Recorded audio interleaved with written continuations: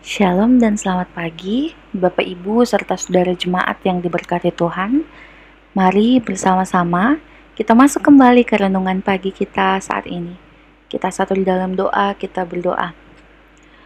Allah Bapa kami yang bertahta di dalam kerajaan surga, kami sungguh mengucap syukur untuk penyertaan-Mu yang sempurna di dalam kehidupan kami. Kami boleh tiba di hari pertama di minggu yang baru, di mana Tuhan boleh memperkenankan kami untuk melewati minggu sebelumnya. Saat ini kami akan kembali disegarkan oleh kebenaran firman-Mu. Berikanlah kami kemampuan agar kami mampu untuk memahami firman dan melakukannya di dalam kehidupan kami. Inilah doa kami, ampuni setiap salah dan dosa kami. Di dalam nama Tuhan Yesus kami sambut firman-Mu. Amin.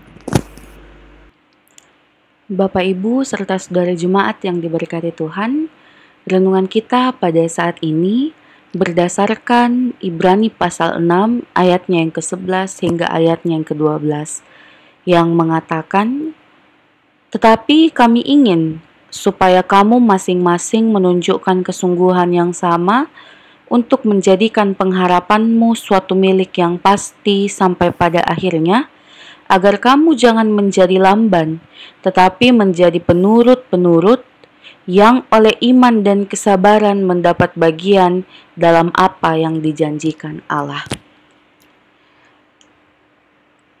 Renungan kita pada pagi hari ini bertema pengharapan dan janji Allah. Dalam pembacaan kita, dalam ayat 11 ada kalimat yang mengungkapkan menjadikan pengharapanmu suatu milik yang pasti. Lalu pada ayat yang ke-12 ada kalimat mendapat bagian dalam apa yang dijanjikan Allah. Bapak Ibu Saudara, janji Allah saat kurun waktu yang berbeda ada dalam Alkitab baik perjanjian lama maupun perjanjian baru. Ketika Tuhan berjanji, perwujudannya ada di masa depan.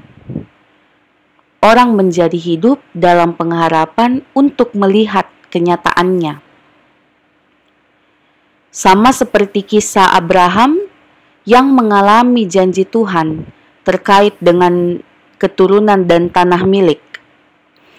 Kita ingat jelas bahwa pada saat itu Abraham dan istrinya Sarah tidak yakin akan beroleh anak laki-laki karena yang paling utama dan pertama faktornya adalah usia. Usia mereka sudah lanjut. Dan ketika mereka mendapati bahwa Tuhan mengatakan mereka akan mendapatkan seorang anak laki-laki, Sarah malah tertawa.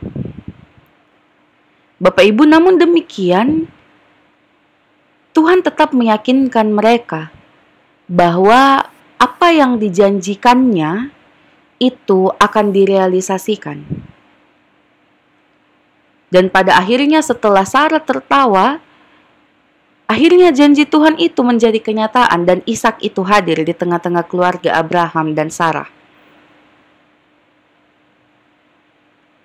Bagi Tuhan tidak ada yang mustahil. Begitu pula dengan kisah yang terjadi atas diri Maria yang menerima janji Tuhan. Apa yang terjadi? Awalnya Maria ragu. Karena bagaimana mungkin seorang darah perawan memiliki atau mengandung seorang anak, sedangkan dia belum bersuami.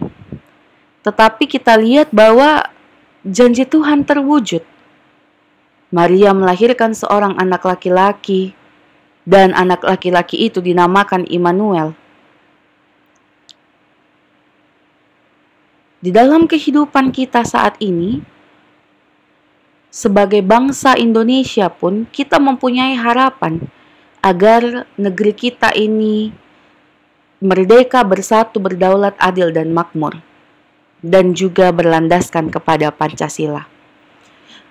Meskipun di tengah pergumulan kehidupan dan pergumulan bangsa kita saat ini, itu semua tetap diupayakan untuk terwujud, dan semua yang telah terwujud diusahakan untuk dipertahankan. Bapak Ibu Saudara, Salah satu ungkapan yang disampaikan Pak Pendeta Hardi dalam khotbahnya kemarin terkait dengan berdoa dalam iman adalah ketika kita berdoa dalam iman kita, dalam konteks Yakobus pembacaan kita kemarin, bukan hanya kesembuhan fisik yang kita peroleh, tetapi juga jaminan kepada keselamatan.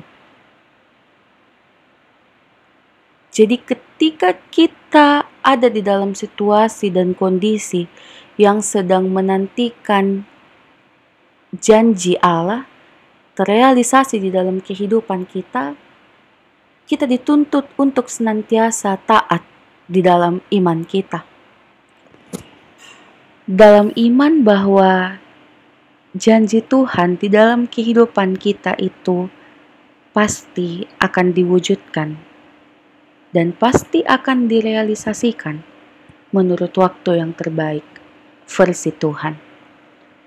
Untuk itu Bapak Ibu, jangan lelah untuk mempertahankan keteguhan iman kita. Sekalipun situasi dan kondisi tidak memungkinkan sekalipun, tetaplah berdoa, karena itu merupakan hak istimewa yang Tuhan berikan kepada kita, agar kita mampu untuk berkomunikasi secara langsung kepada Dia yang merupakan pemilik kehidupan kita. Mari kita berdoa untuk menutup renungan kita saat ini. Allah yang Maha Kudus, kami sungguh mengucap syukur untuk firman-Mu yang boleh kami dengarkan saat ini. Berikanlah kami kemampuan, berikanlah kami ketaatan, sehingga kami mampu untuk melakukan kebenaran firman-Mu ini dalam kehidupan kami, dan kami tetap memiliki iman yang teguh, bahwa Tuhan akan senantiasa merealisasikan setiap janji-Mu di dalam kehidupan kami.